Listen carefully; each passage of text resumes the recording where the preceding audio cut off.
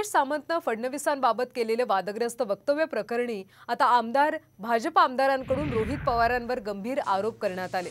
आरोपी योगेश सामंतांचे बारामतीशी संबंध असल्याचा गंभीर आरोप राम कदमांनी केला।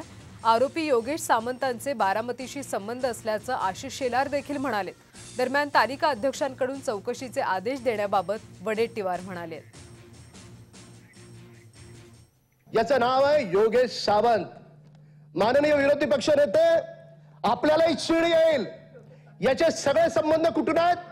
याचे बारामतीहून संबंध आहेत। माहिती घेतल्यावर कळलं, तिथल्या सिनियर पीआयला या सदनातला एक आमदार जो शरद पवार गटाचा आहे, शरद पवारांचा नातेवाईक आहे, रोहित पवार फोन करतो आणि सांगतो त्याला सोडून द्या।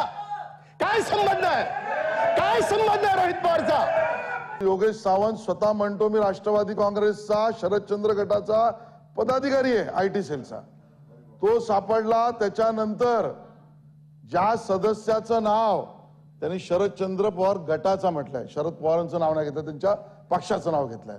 आणि त्यामुळे माननीय विरोधी पक्षनेत्यांना कदाचित चेक करा तुम्ही, ते बोलले राष्ट्रवादी काँग्रेस शरदचंद्र गट हे बोलले। अध्यक्ष महोदय, रोहित पवारांनी स्वतः सिनियर इन्स्पेक्टरला फोन केला। अध्यक्ष महोदय, काय संबंध? अध्यक्ष महोदय, सखोल चौकशी करून योग्य ती कारवाई करावी। नाही, फाइंड आउट प्रोसिजर आहे, फाइंड आउट प्रोसिजर आहे, फाइंड आउट प्रोसिजर आहे, तो अधिकार आहे आमचा। असं कसं? नाही, अध्यक्ष महोदय, या कदम सन्माननीय सदस्यांनी या ठिकाणी